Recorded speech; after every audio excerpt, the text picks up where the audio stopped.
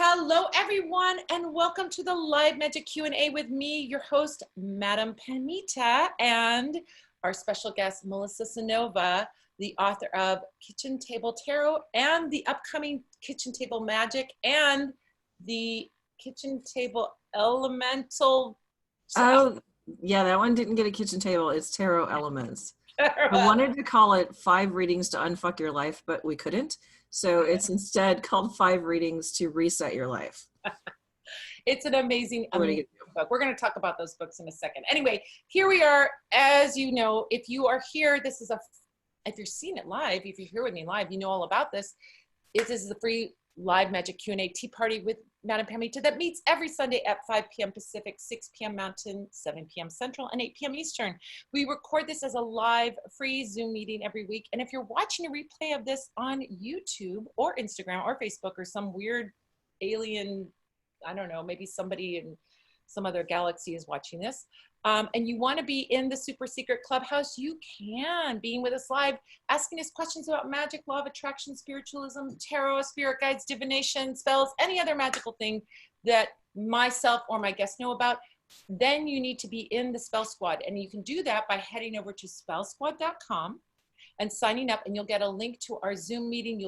And directions on how to join, but you'll also get a free copy of my 33-page ebook, 7 Secrets to Supercharge Your Spell Work. It's a win-win. You're going to get a book. You're going to get in the clubhouse. It's like my free gift to you for being in the Spell Squad. It's amazing. So go to spellsquad.com, sign up, and you'll get all those goodies.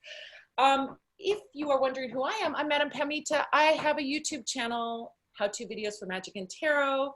I have an Instagram that I'm very active on. I have a podcast that's coming back. I recorded some episodes, you guys, for Magic and the Law of Attraction. And I'm also an author. I have a blog called, I have an author, which is Madame Pamita's Magical Tarot is my book. And I have the Candle Magic book coming out this October. It's going to be a big October. Lots of books coming out. We're going to be talking about, Melissa's got some books. Melissa's got some stuff coming out. It's not just books, baby. A lot of stuff. So if you want to find me, you can head over to parlorofwonders.com. You'll find spiritual supplies. Oh my Lord, my cat just jumped up on top of the bookshelf.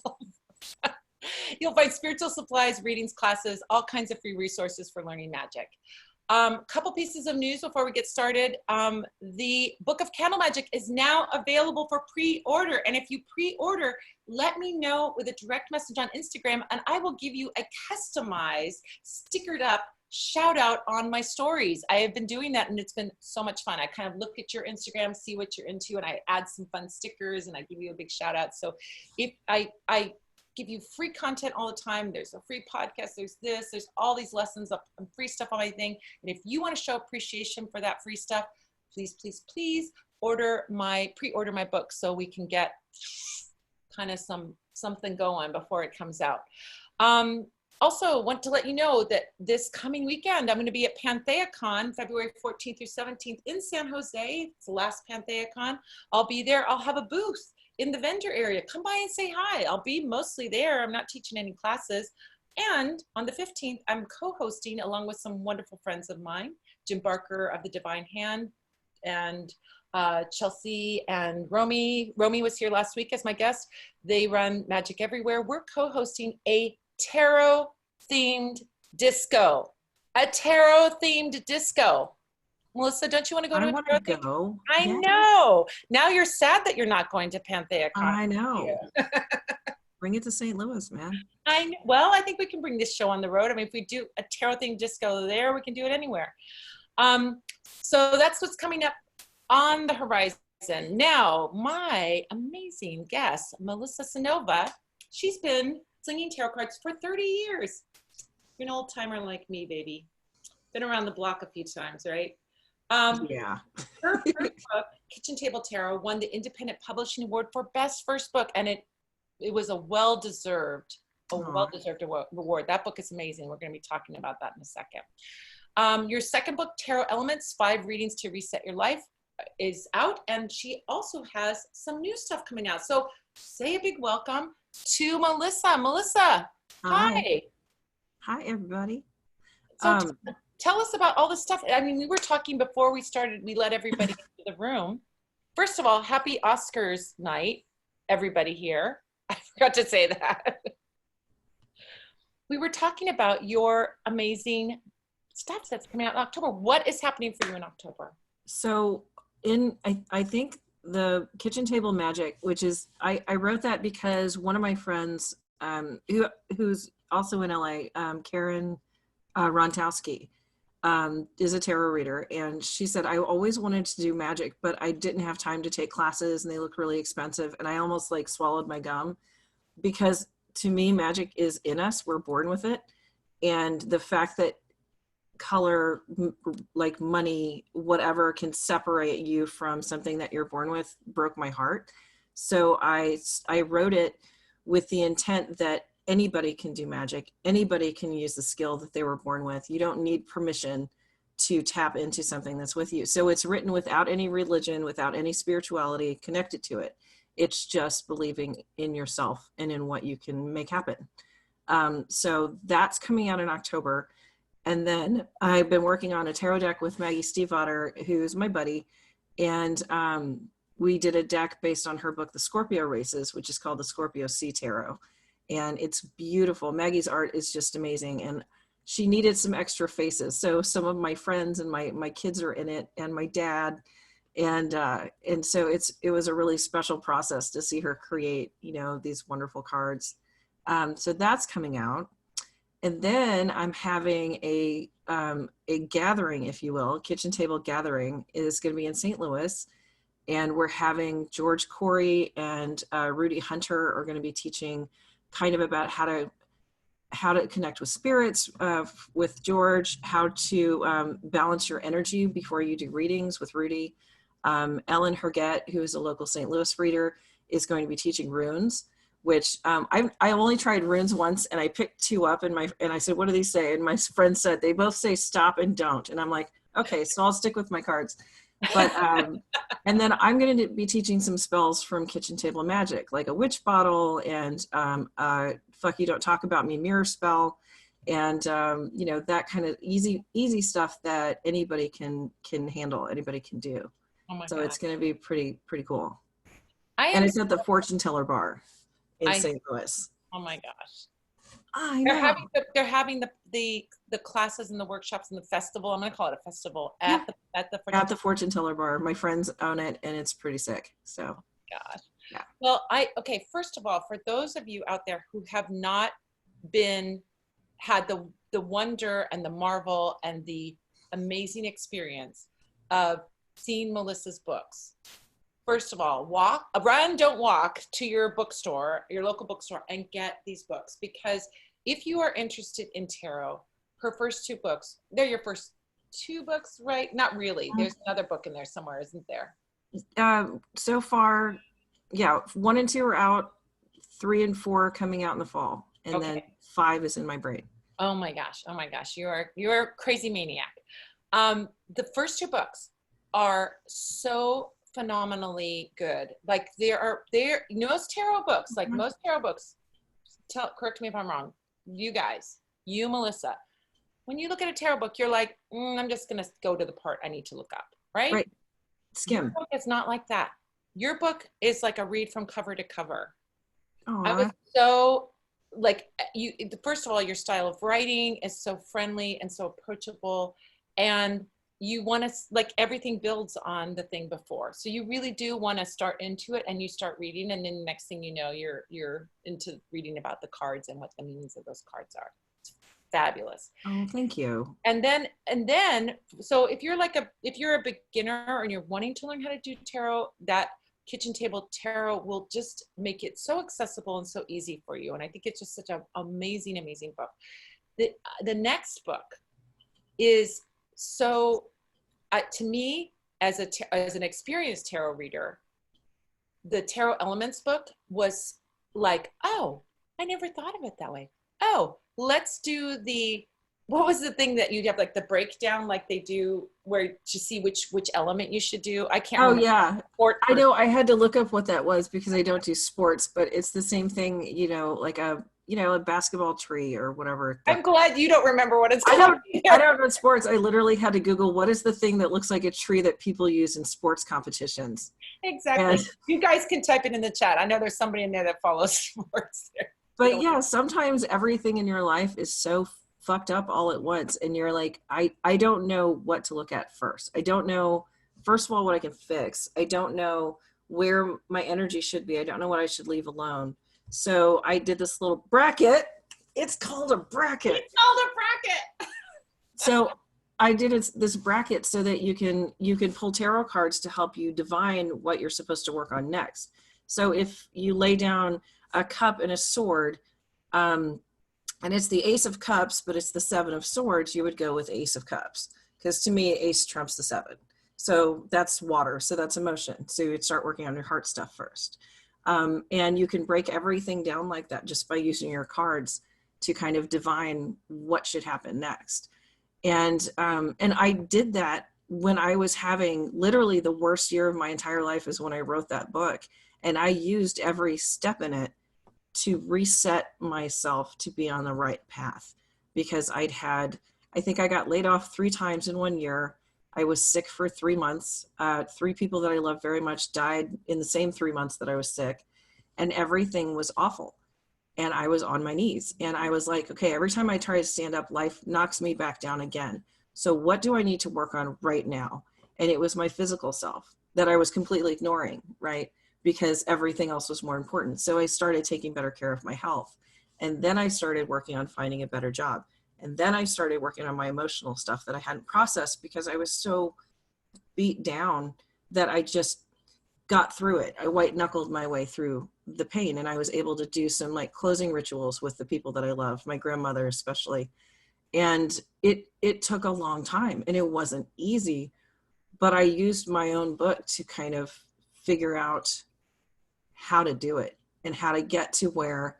Now, I'm not saying bad things don't happen, because it's life and life is lifey, but things don't knock me down anymore, And once I got back to my feet, I was strong mentally, spiritually, emotionally, so that when bad things happen, I'm not going to fall down.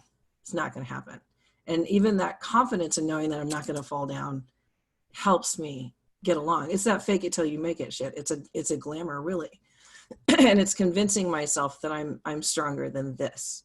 I can do better than this, And so that book I haven't reread it. I'm not ever going to, because it's really like reliving all of the crap that I went through. But I think it's the thing I'm most proud of, because I took all the pain that I had and made it into a tool to help other people get through their stuff,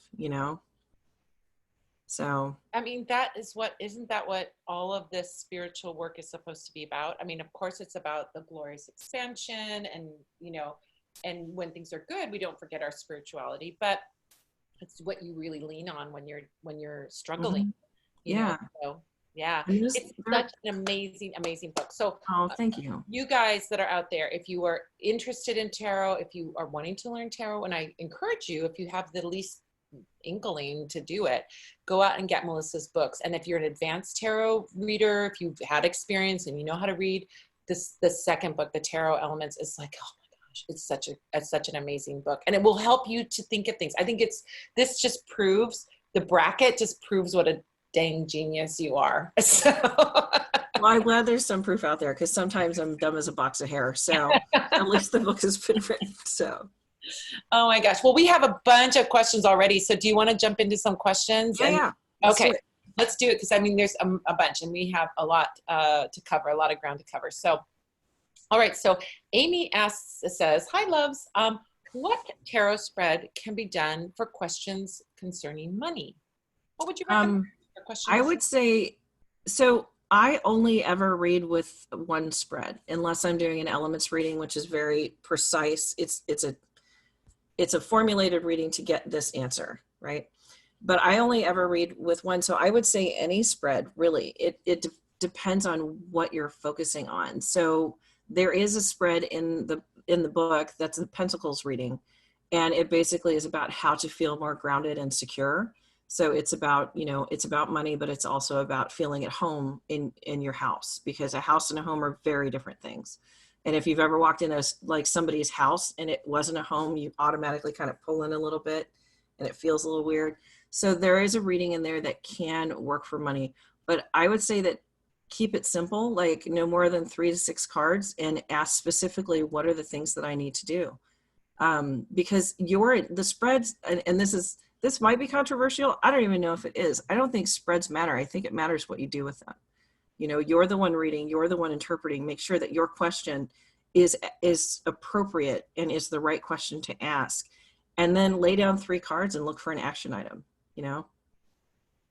I think as a reader who's been reading a long time, I rely probably 50% on spreads, and then the other 50% I'm throwing down cards. I'm looking at relationships between cards, and so a kind of a layout that is a kind of generic layout that I use, but is one where I call it the daisy layout. It is the dumbest name in the world because it's a center, like the center of a daisy, and then 6 petals on the outside. But those 6 petals can show me what's coming out, what's underneath the surface, what's kind of bubbling up, where things are headed. But that center card being the kind of anchor or the rock around the question, you know what I mean? Like that question of the money. What's the main issue? And then what are all the external issues that we're looking at around that? But you can, I think making up your own, making up your own layouts and making up your own system is probably like your next step as you get more comfortable as a reader. But you have some great layouts and some great suggestions for layouts in that book. And so you can't go wrong with that, you know? So hopefully, I think the questions, I think that's really the best answer that you gave is what are your questions? And then don't get so crazy that you're pulling out 20 cards because. Right. And I think it gets overwhelming, particularly when it's something like what I've seen in my students is I've been broke before. I've been broke. And the more cards I pull out, the more anxious I get because the more tasks I have to do. So I find that the fewer questions or the fewer cards that I lay out give me a focus and allow me to just focus on what do I need to do right now? And then I stop pulling cards and do my homework, you know? And I do, like when I'm reading for someone, at the end of the reading, there'll be 30 cards on the table, but those are all prompted by a new question, you know? And I wish I hadn't included the Celtic Cross in my first book because I hate it so much for beginners because it's so fucking hard and complicated. And so especially for new students, I'm like, start with 1 card, 3 cards, 6 card. Practice, practice, practice. And then if you, like, I love the idea of the daisy and I love the structured spreads because I think they can enhance what you're learning. But when you're first starting and all of this information is flying at you, that's hard. That's a lot. And it's not necessary. The tarot is a language of symbols and it presents itself in a very clear way. But it's very easy to cobble that up with extra cards and extra stuff that you don't really need, you know? Yeah, I think when I'm teaching students, we start with 1, 2, 3 cards and not until they get really comfortable do we get into Celtic Cross and all that stuff. I agree. Celtic Cross is like it's just too much information. It's like drinking out of a fire hose if you're not really comfortable but I love a Celtic Cross for myself because I can sit there and I can look at the whole thing and see all the connections and see what's feeding off of what, but that's after decades like you of reading, you know what I mean? So it's good to know it, but you don't have to rely on it. It doesn't mean a reading with a few cards is a lesser reading or a worse reading either, you know? That's for sure, you know? Yeah, legit. You can get a lot out of a couple of cards. And lots of times when I'm doing readings for people, there'll be like a question. I'll just pull 3 cards to see what that is all about. And we get enough information from that, you know? Those little 3-card readings are perfect. Yeah. We've got another question, and this one is interesting because Brittany's asking, I have a question I've been dying to ask too, and I'm not sure if it's okay to ask a question that might not relate to the conversation today. There's nothing off the table today as long as we know about it, and Melissa's just written a book about magic, so I know Melissa's going to have definitely some information about this.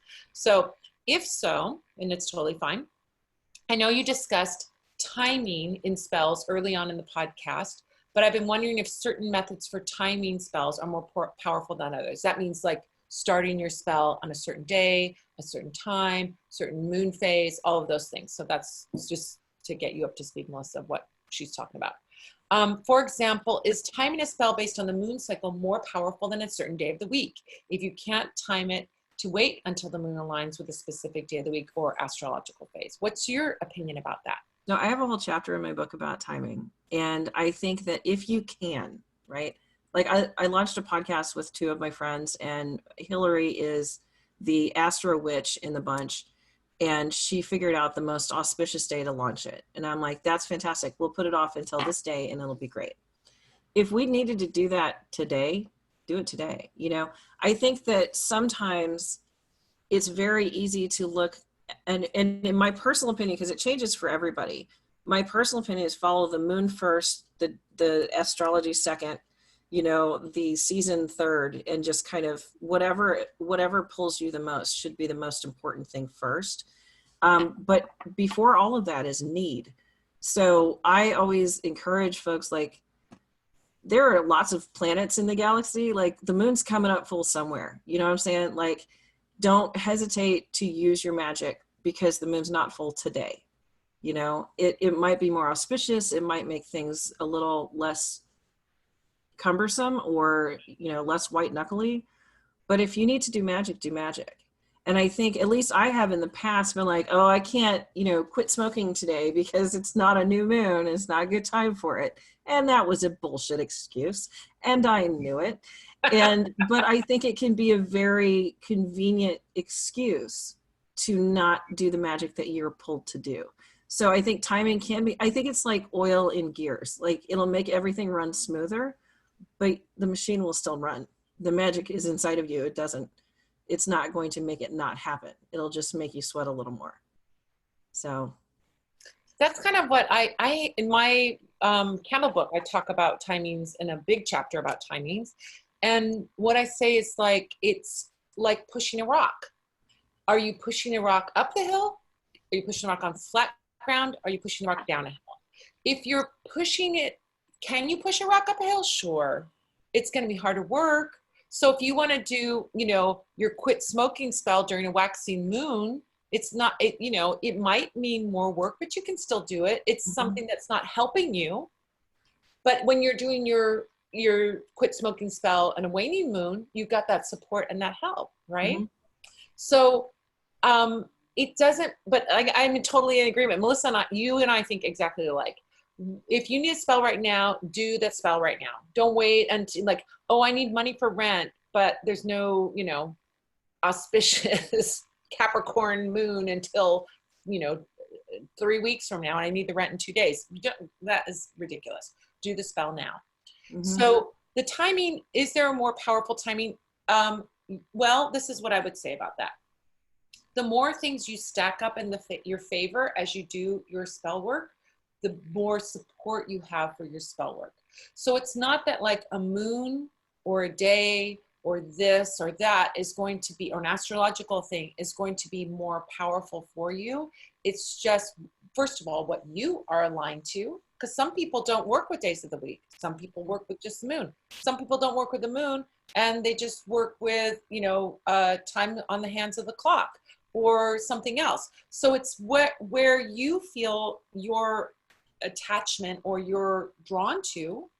And then from there, working with that system, the more you can stack up, I think, you know, if you're a Virgo and you're a fastidious kind of magician, sure, you can do it during, you know, your abundance spell on a Friday during a waxing moon, when the moon is in Taurus or whatever. Yeah, you can line it up that way if you have the luxury of lining it up that way. And if that floats your boat.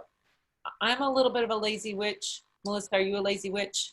I'm a throw some salt at it witch. Like, I'm very efficient. This person's pissing me off. I'm writing their name down on paper, putting in a Ziploc bag of salt water, and they live in my freezer now.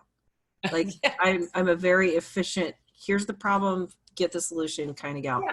Impatient might be better than fire sign. She's a fire sign. 7 planets, and yeah, it's not good. I got no earth. I have 0 earth in my chart. Oh, so no patience. None. I'm a water sign, so I'm a lazy witch. And what do? I'm like, I don't really want to wait till that thing. I'm going to do it now. or I'm going to do it, you know, in the way I'm going to make whatever is around work for me. So I guess it's a little bit of the same, you know, like I'm not going to go out and pluck the dew off of the, you know, sorry. Because you'll catch a cold and it's midnight. It's fucking cold. Yeah. I think the best way that I think of it is I think of them as allies, right? It's our spiritual allies. It's our spirit, the moon, the earth, and I always think of it like I'm walking down this road. If I'm going to align with the moon, I've got the moon over my right shoulder walking with me, right? Making my way a little clearer.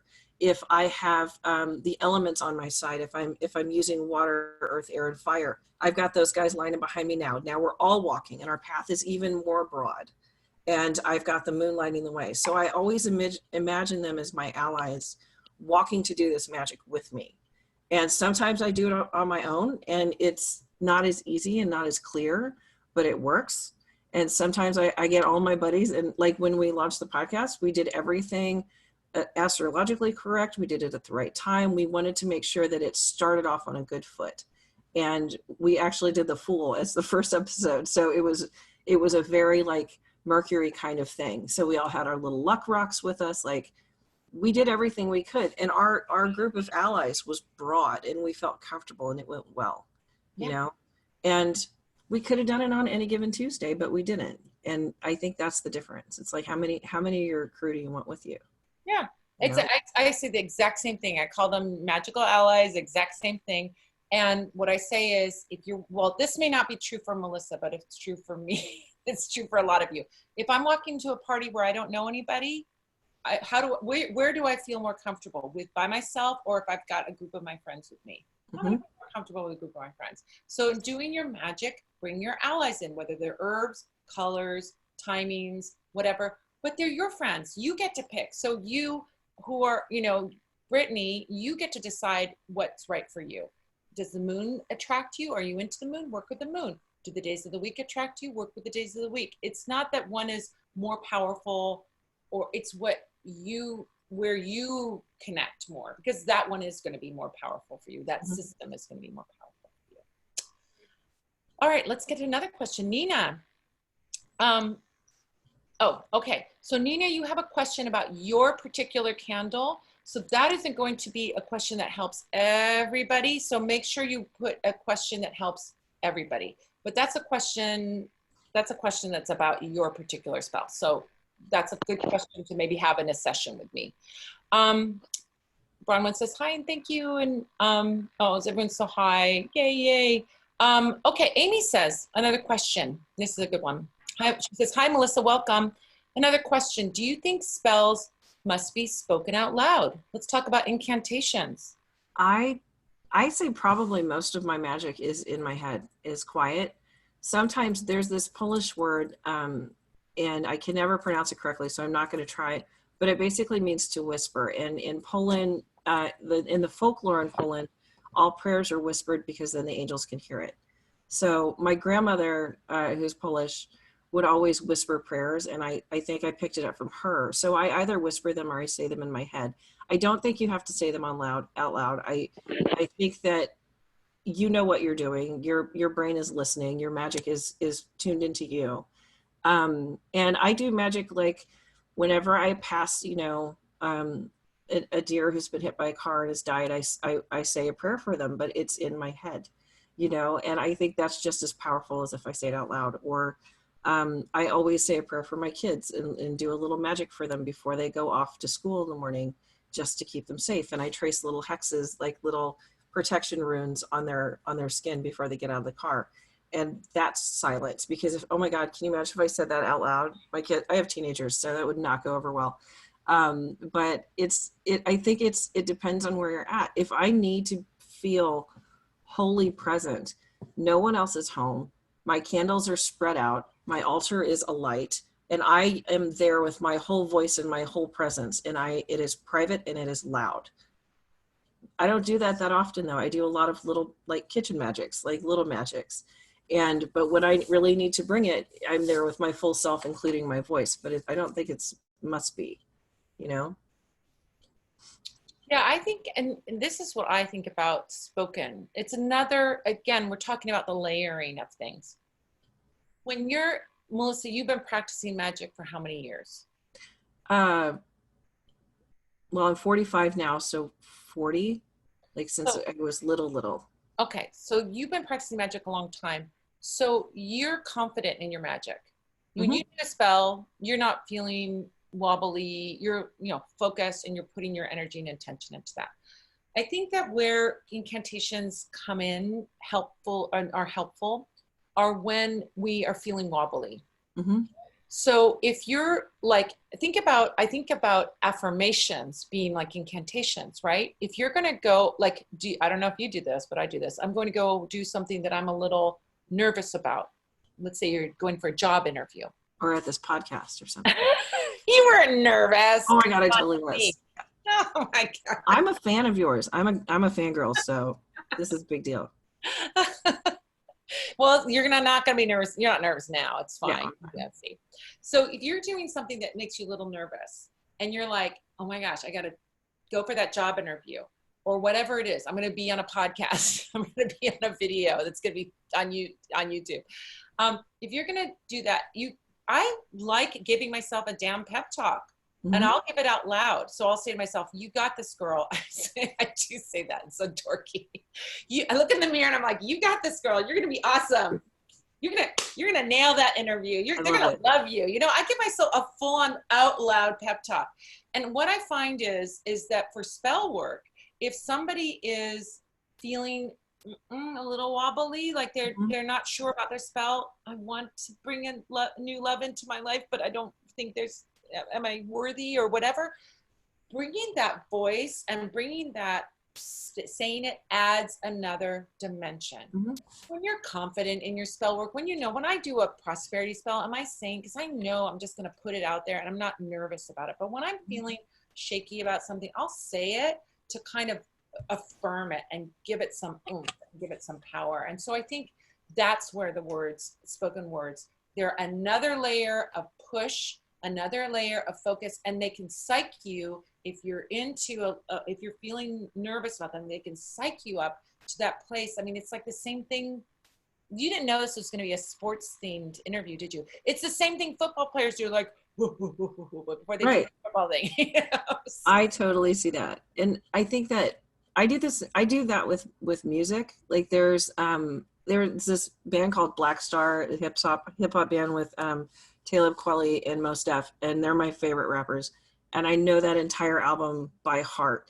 And whenever I need to feel focused, concentrated, I will listen to that and feel the energy like building. And then I'm real quiet about my about my magic. But my energy has gotten to a place where I feel like I could shout it and mean it, So I think music can be a really great bridge to pull your energy up. Because anytime my husband hears the Black Star, their album, he's just like, oh, you doing some shit tonight? And I'm like, yes. Yes, I am. And what's interesting is I don't think that the loudness of the voice, I don't think that is so critical. So whether it's whispered with an intensity, I mean, you can really whisper intensity, or you say it out loud forcefully. Either way, if you've got that, it's a feeling that you're bringing out and you're letting through. And I think that to me, there's something in the dimension of, as particularly with affirmation magic, like you got this, girl, or what I do to myself, right? If I look in the mirror, I'm thinking the thought, you got this, girl. I'm producing the words, you got this, girl. I'm watching myself say, you got this, girl. And I'm hearing it in my ear. Think of the dimension that's happening, the quintupling of the effect or quadrupling of the effect rather than just the thought. Right. So, and also, see, you're changing my mind now because spells are called spells for a reason. So using your words as little magic footprints to put what you need out. Yeah, I mean, I always say that the real adept magician, that's why I said you've been doing this for a while, the real adept magician has a purity and a focus in their thought, and that's all they need to do magic. You don't need a candle, you don't need a salt, you don't need anything. If you can get really focused in your thought, my belief is you can just make it happen. That's what Jackie Smith calls wild magic. I've adopted that from her. Oh, I love that. And I'm like, oh yeah, I've been doing wild magic forever, which is just real intense focused thought. But on those times that, like walking into the party where you don't know anyone, you want to bring those allies in, and your words can be another ally. So to me, it's like whether they're whispered or whether they're spoken like a Shakespearean actor is not so important as the intensity and the receiving and the looping effect that we get with our words. And incantation, girl, we got to have a chat about this, because I'm Polish Ukrainian, my mom's side. Well, I'm really Ruthenian, which is, you know what that is, like the Western Poland, Ukrainian border, right. Galician, right? But that whispering, that Polish whispering magic is huge magic. There's a whisper there. They're into it. It's not thinking magic, it's whispering magic. So there's something about those incantations, whether it's the Ukrainian wax healing or you're doing that, they're talking and they're saying, and I believe there's some power in those words. But I also believe simultaneously that we don't need that for every kind of magic that we do. There's plenty of magic that you can do with pure focus. You know? And I think one of the reasons I'm so quiet, well, I'm in the Midwest. So this is like literally me coming out of the broom closet with this book, you know, because I didn't tell people I was a witch because I like having a job and I don't want people fucking with my house, you know. But also I heard my grandmother and her sister whispering these things. That's how I learned magic, you know, and they were Catholic. They didn't do magic. Bullshit. But they would, you know, put their hands on the soil and whisper a prayer for it to grow. And like, I'm like, that's a 5-pointed star, lady. You just did magic. But that's how I learned it. So that's how I own it, you know. But I think people's voices are important, particularly if you don't feel that you can use it anywhere else in your life. I think it's super empowering. So, oh, you just made me think about stuff. Look at you. That's awesome. Well, you know what? Because I'm doing a lot of research into that Carpathian magical practice and all of that. That's what I'm deeply into right now. But that whole idea of that, there's another thing that you got to, which is why I'm so excited about your new book that's coming out. The Kitchen Table Magic book, guys, coming out in September? I think October. Available for pre-order now. We're bookie twins. I know. I'm so excited. Your last book came out when Elements came out too. Like, so we're just like, we're book twins. We're like dolphins in the water. I love it. But one of the things that I'm really excited about your book is that it does the thing that I keep telling people. Magic is not a religion.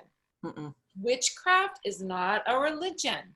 There are religions that are really centered on witchcraft, like Wicca, but witchcraft is in every religion. Mm-hmm. It's in every religion. My Catholic grandparents and their parents and my mother all did magic, just like yours. And it was like, oh, well, this is just a lucky thing we do. Mm-hmm. No, you're doing magic there. Oh, I'm just doing a healing. Yeah. But magic is that bad stuff when somebody curses somebody. I'm just doing something good. I'm just tying like a red string around the baby's crib to make sure that they're safe. And I'm just washing the front porch with brick dust.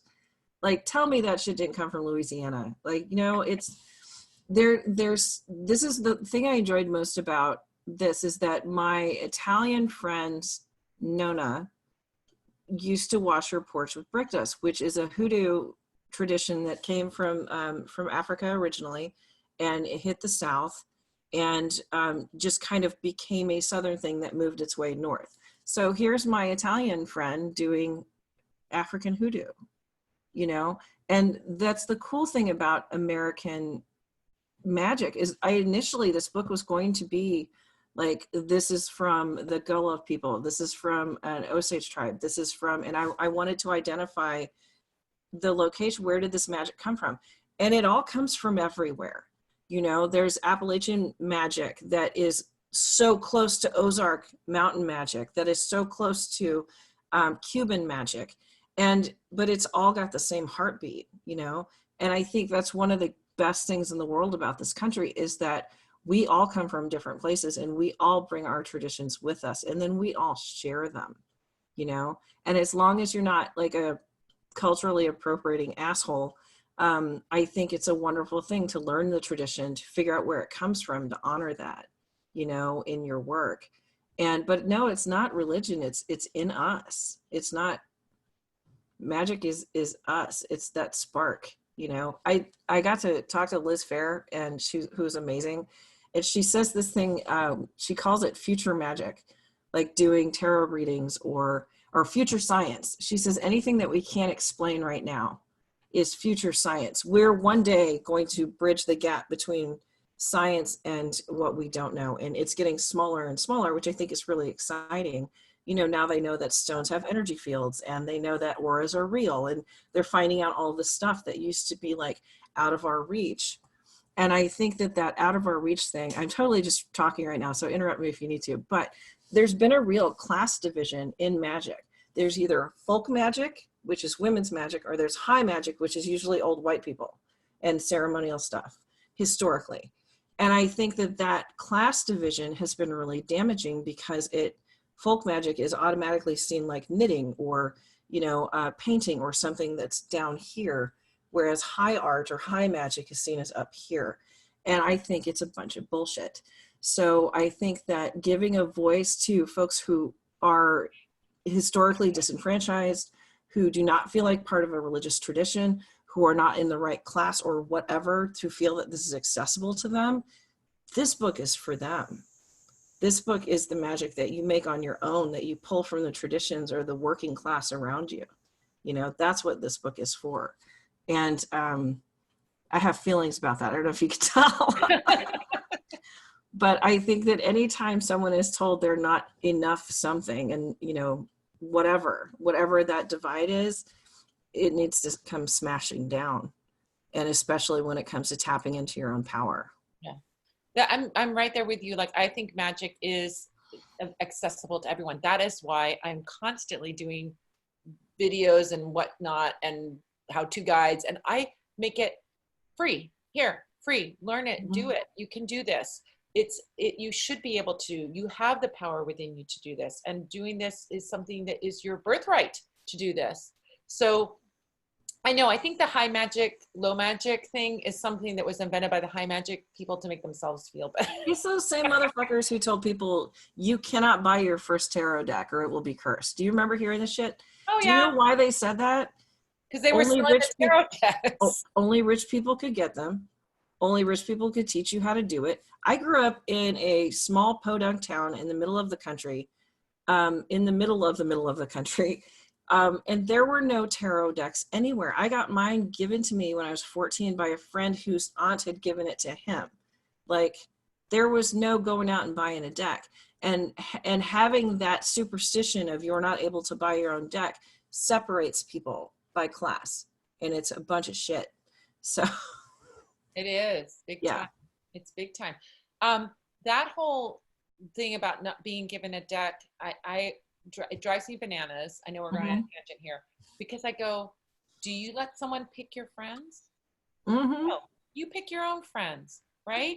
You got to work with the deck. That deck is going to be 78 of your best friends. You better be able to pick the ones that you like and the group that you want to hang out with. So if you want to play with the cat tarot because you're a cat person, then that's the tarot deck you need to get, not someone giving you Rider-Waite-Smith or whatever, because it may be that what they like, but it may not be what you like. So yeah, legit. I mean, I love Rider-Waite-Smith. I'm a big Rider-Waite-Smith person, but that's not for everybody. It's not everybody's cup of tea, you know. So, and there are so many great alternatives. Like in the first book, I used a Rider-Waite-Smith base deck, and I recommended it because at the time, and I had a list of diverse decks because it really annoyed me that, you know, straight white people decks, right? But that list was only like 10 people, and I searched the internet for diverse decks, and I found like 10. The year after it came out, there was this explosion of tarot decks with people of color, with queer people, with trans folks. It's amazing, and I'm so happy. And if I ever get to revise that puppy, the list is going to be so long because I have they're in the Rider-Waite-Smith tradition, which is what I wanted to teach folks, because that is the tradition I grew up with, and it's the one I can teach easily. But it doesn't have to be the straight white people tarot. It can be another tarot that represents your community and yourself in the tradition of the Rider-Waite-Smith deck, and I think that's just fantastic. Don't forget that Mother Peace and the Daughters of the Moon. Those are great. In the 70s, they're circular. And I can't make heads or tails of them because I want the two kids with the 6 cups with flowers. That helps me tell the story. So I think now that I'm older and I actually know what the hell I'm doing with cards, I could use the Mother Peace no problem. But when I was 20 and I sat down with it, I'm like, the fuck is this? I have no idea. You know what I'm saying? Like, yeah. I think they're fantastic. But like this, I have a deck in front of me because of course I do. But like the Emperor in this card, this is from the Lightseers Tarot, right? That's the Emperor. It doesn't matter what he looks like. That's the Emperor. You get it. You know, and if you're learning and you can pull up a card and it looks like you and it aligns with the traditional things. So all the books that are pointed towards the RWS deck can be of use to you. I think that's like super magic, you know? Yeah, man. I just was like all about my feminist Wicca back in I think they're fantastic. In the 80s. But I'm a lot more butch than you might think. So my daughter has categorized me as masculine neutral, which is cool. I love it's become Dungeons and Dragons now. You're chaotic neutral. Oh yeah, absolutely. But I loved in that Mother Peace, and I know for sure Daughters of the Moon because that's the one I have. It's beautiful. I still have. They had 2 options for your lover's card, same sex. Yep, and that was the 70s. And Joanna Powell Colbert had like older people. She had gray-haired folks. She had folks who were a stack of curves. She had abilities. Different abilities. Yeah. The Numinous Tarot. Like I could literally list off decks all day. But I love that it's becoming notable when a deck is not representative of our community. Like it comes out and I'm like, that's all white people. Next, you know? Yeah. And I think it's fantastic because it's literally been in the last 6 years that's become notable, I think. And it's fantastic. Yeah. More of that, please. Burn it all down. Oh, wait, what? Set the fire sign. Exactly. So we have more questions. Chanel. Okay. If you do 2 different spells on the same person at the same time, will they still be effective or should you do one at a time? I think it depends on the spell, really. I mean, if you're doing a curse them, but make them love me, destroy them, but don't destroy them. But let's say you're doing 2 spells. The kind of partner? Yeah, like we're doing, I want them to love me and I want to heal their heart. I would probably suggest doing the one that, this is going to sound stupid, but I'll explain, that needs to be done first. You want someone to love you whose heart is broken. So I would do the healing of heart. Chanel, what the 2 spells are. Maybe that's what we could do. Chanel, Chanel, I'm going to come to you. Don't worry. I'm going to unmute you. Chanel, can you hear me? Hi, Chanel. What are the 2 spells? Okay, so I was actually wanting to do them both on my husband. By the way, this will be my first spell ever. Good job. My husband is very, now I'm nervous. My words are mumbled. Don't be nervous. I want him to be more, better with his money, more conservative with his money. Because it's like his money just flies out of his pocket. So what I was thinking, I want to do like a jar spell for him to become more responsible with his money. And then separately, I wanted to do like a honey jar on him and my daughter, just because their relationship is really rough right now. And I want them just to get along better, you know, the way things were before. Okay, I'm gonna mute you. And what do you think of those 2, Melissa? I think that the honey jar can envelop him as a responsible person. So you could actually do both in one. So if you write a petition that says whatever his name is responsible, is seeing the whole future instead of part of it, you know, and making your intention known on a petition.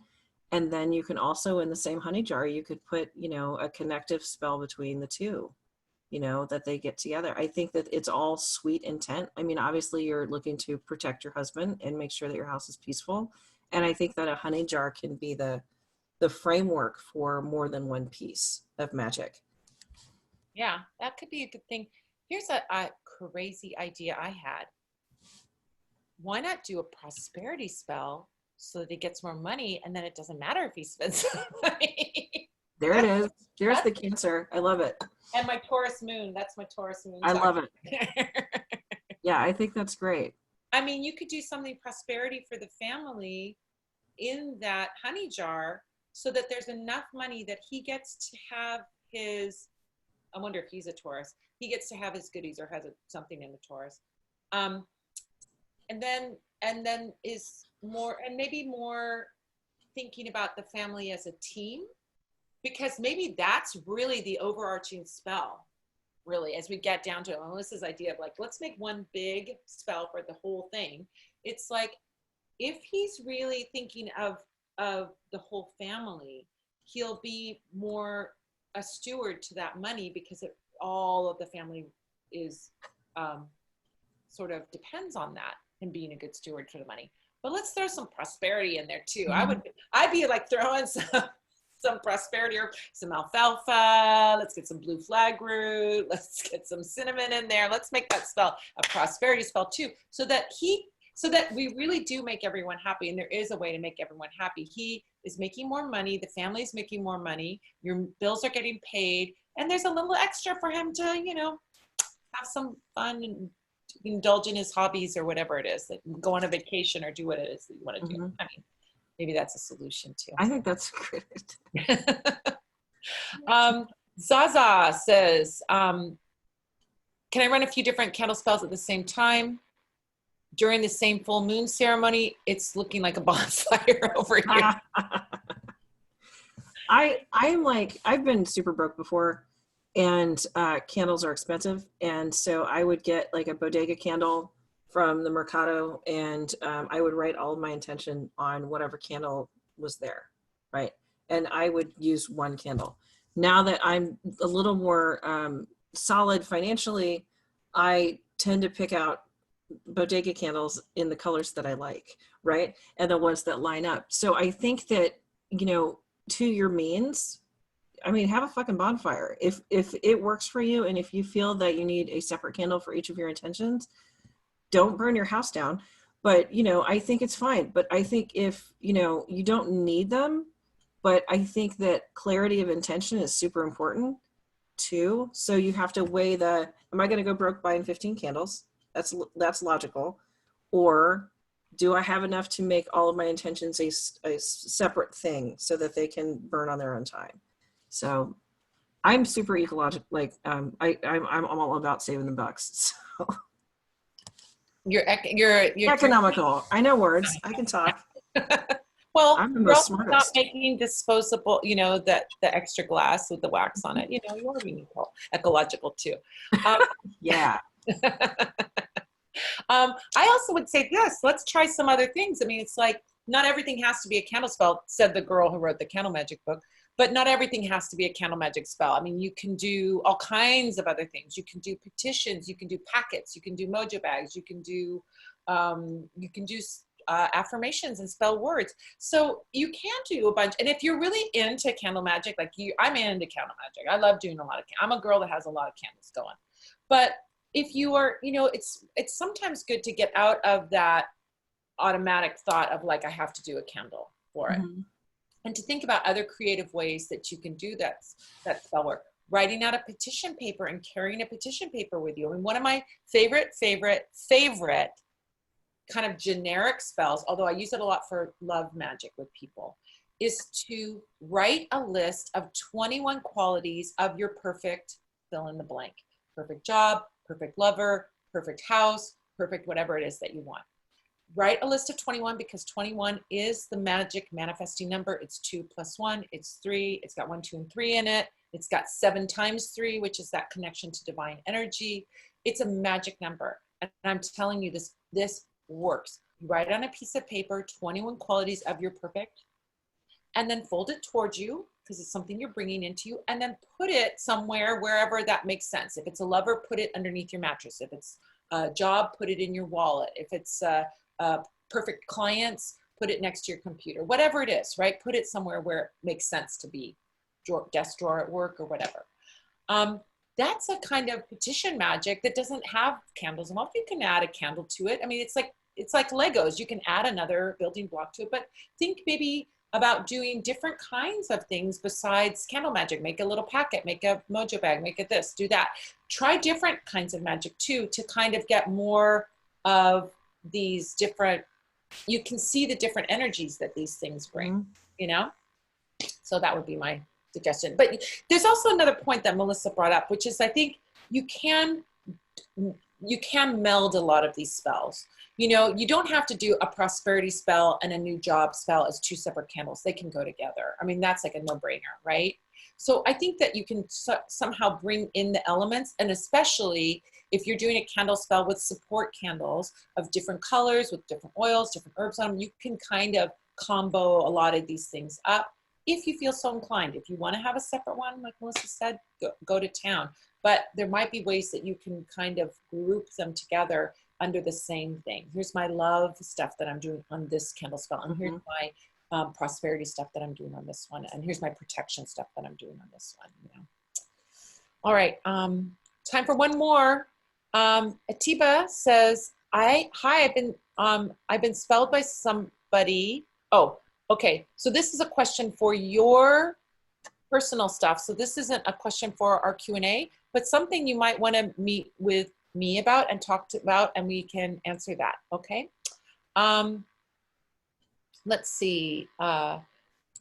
Any last words? Here's Nasi says, peace. Any advice on reading time with the tarot? So this will be our last question. Any advice on reading timings? I'm guessing that. Yeah, I tend to go, when I'm specifically looking for timing, the way that I do a reading is that I first just, I have the person tell me when to quit shuffling, I have them cut it, and then I just do a weather report.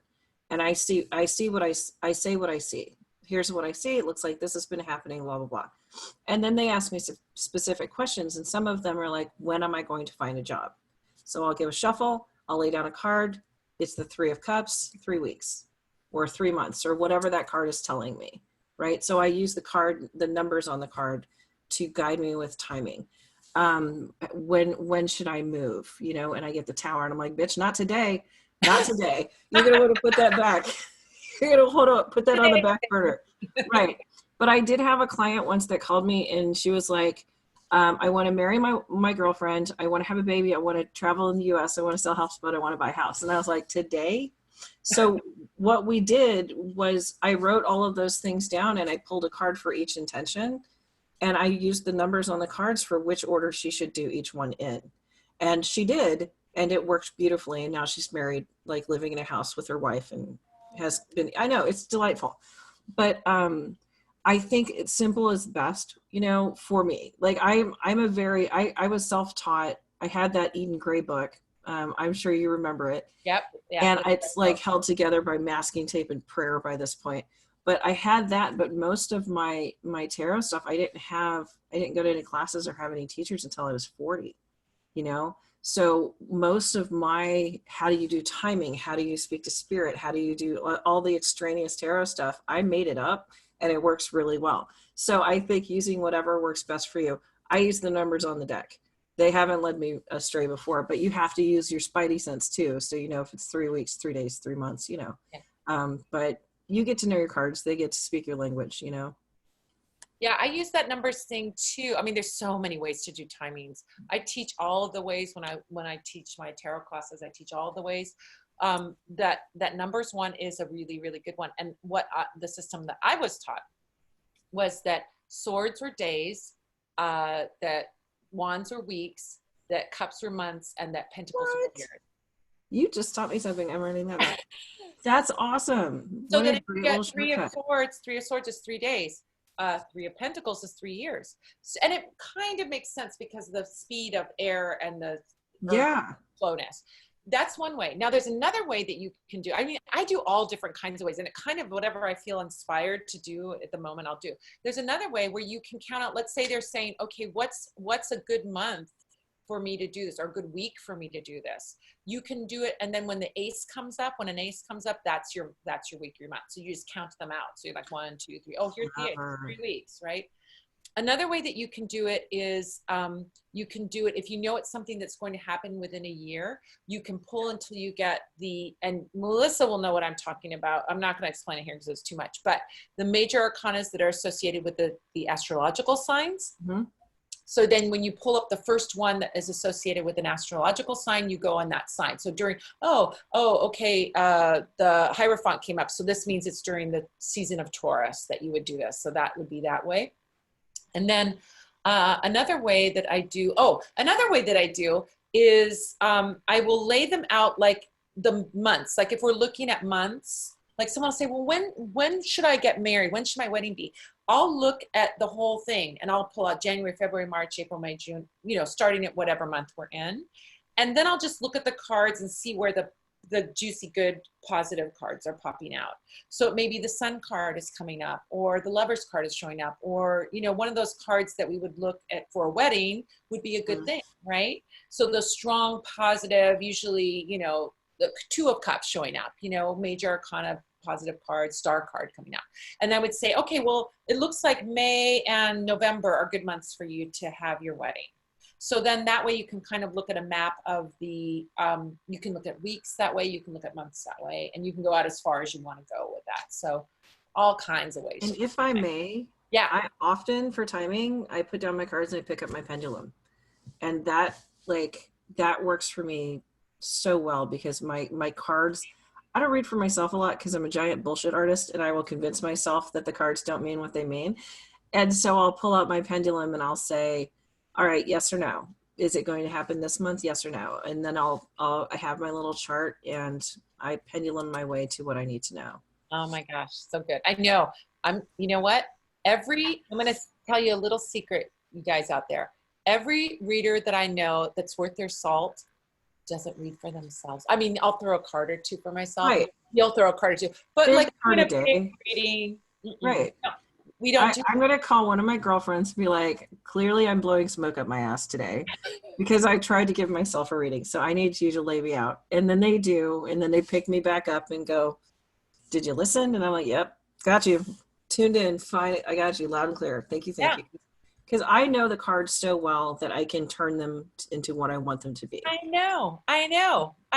That Devil card, that Tower card, all of a sudden it's the best thing ever. The Devil card just means I'm feeling myself. Exactly. I'm feeling my oats, and I should be able to do that. The Devil card means I'm being an asshole, and I don't want to admit it to myself. That's what it means. But when I read it for me, I'm like, no, clearly I'm just like taking time for me. It's about, the Devil card's about self-care, The Devil card is healthy rebellion. It is healthy rebellion. Exactly. Yeah, I'm the biggest bullshit artist when it comes to reading for myself. So I never do it. Oh my gosh. Waste of time. Every reader I know, I mean, that's why when there's students and I say, yeah, read for yourself, but if you want practice, but when you really start getting into it, you're going to want us to have someone else and do an exchange. Mm-hmm. It's a perfect chance to do an exchange. Yeah, practice. And then have some practice and do that in a way that you get some practice, they get some practice, and you'll get a more objective reading. So, a less masturbatory practice than what you currently are doing. Oh my gosh. And on that note, right on. Oh my gosh, you guys, thank you so much. First of all, thank you so much, Melissa, for being here. It's the most fun ever. I adore you. I love that I got to meet you in LA, and I wish we'd had more time together, but you're a freaking delight. I know. Well, aren't you now, you were nervous, but didn't you have a great time? I had a ball, absolute ball. I want all the future people to see this, to know that it's not scary. We have an amazing time. We have the amazing Spell Squad here asking phenomenal questions, amazing questions. I love your questions, you guys. You are the best. It's so much fun. We get together in the clubhouse. I know. We get together in the clubhouse. We have an amazing time. We all get to hang out. And we learn about magic. We talk about magic. And I bring in to you guys the most amazing people like Melissa Cynova, who can tell you everything about magic. One more time, I am so excited for Kitchen Table Magic to come out. Thank you, sweetheart. That means so much coming from you. Thank you so much. Oh my gosh. I'm so excited because this is going to be the book that I send everybody to. There's this like people are like, how do I begin in magic? I'm like, oh my Lord, where do I start with you? Perfect. Get Melissa's book. So you can pre-order it now, guys. You can go. Here's what I'm saying, Melissa, and maybe you'll want to adopt this too. I'm saying to everybody, before you go to Amazon, go to your local bookstore, your local metaphysical bookstore, your local independent bookstore, and pre-order the book there. Or a library. Or a library. Yes. Pre-order it there. And I'll tell you why that is an amazing thing to do. Not that I'm saying if you order on Amazon, I'm going to be mad or sad. No, I'm going to be happy to do that.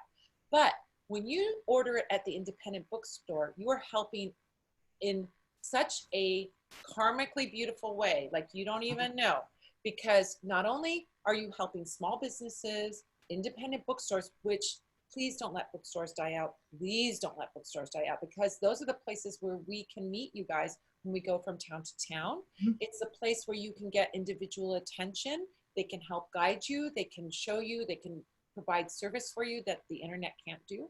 And we don't want to have a world with no bookstores. So we want to support those bookstores. So that's one gold star for you supporting the bookstore by making the little extra effort to go there. The second gold star is Amazon has our books up there. Amazon knows about us. We're good on Amazon. But the little independent bookstore might not be aware of Melissa. And when you order that book, guess what they do? They order one for you and they order one for the store so that someone else can find it. So that helps. Oh, I hear a doggy in the background. Yeah, there's many creatures. Or you had beans for lunch. I don't know which was it. It was the dog. It was the dog. So when you order it from the bookstore will order a second copy for the bookstore, and that will mean someone else will see the book. You bring awareness. You do so much when you go to an independent bookstore and ask them to carry our books. And then, of course, you are supporting us who are providing all this content for you, all this free content for you, all this beautiful information. And then the big winner is you, because you get an amazing book. You'll get Melissa's amazing, amazing book. So you get 5 times the power. Isn't that what this is all about? Multiplying your allies, bringing it all together. So I encourage you guys to go order at your bookstore. If you can't, that's my cat. I didn't have beans for lunch either. Here she comes. If you can, do that. They usually don't make you pay up front. They usually just order it for you, and then when it comes in, they give you a call and you come down. But your dollar has an impact, and that dollar at a bookstore is bang for your buck, much more than supporting Jeff Bezos and his bazillionaire. Oh, look. Yeah, our cat showed up. This is cat butt cameo. General Leia Organa. She's So I have 2 more things about independent book ordering and pre-ordering that will bring you to 7. All right. Pre-orders will make other bookstores, they look at the charts, they look at how many pre-ordered, and they will make them order more. So we'll be able to sell more books because they'll be more visible because the pre-order number is higher. So pre-orders are super important because that's what some folks will order books based on. They did really great in pre-orders. We're going to order 2 cases. So that's another reason. And also when you pre-order through an independent bookstore or through a library, it gives you a face in your community. When I have Left Bank Books here in St. Louis, they know me. And because they know me and because they're already pre-selling the book, we have a relationship. And I'm able as an author to refer them to my other author friends. Like I told them to pick your book up and make sure that they had it because it's a really good book. And I want it on the shelf with mine, and you can build those relationships with your independent bookstore so they carry the kind of books that make you happy. So there's 7. All right. Magic 7. I love it. So do it. You've got Melissa's book coming out. You got my book coming out. Go ahead and pre-order at your local bookstore if you can't make it. If you live out in the middle of nowhere and you don't have a bookstore, then of course go online. But do it at your local bookstore and you'll really up your karma. You will. I'm telling you, you will. It's a win for everyone. All right, you guys, thank you so much for being here. Thank you, Melissa, for being here. This was such a fun and exceptional, oh my gosh, definitely going to have you back. You're so delightful. I love Are you come back again? Yeah, duh. Okay. When your book comes out, let's have you back again after the book comes out. Absolutely. I'm in. That'd be so much. I love you so much. Thank you so much for coming on. Thank you guys so much for being here. It's always fun when we get together in the clubhouse. I love you guys so much. Love you guys so much. And I can't wait to see you next week. Next week is a super special one. We're going to be at PantheaCon next Sunday. And I'm putting out the intention that I'm going to be in the presidential suite at the hotel.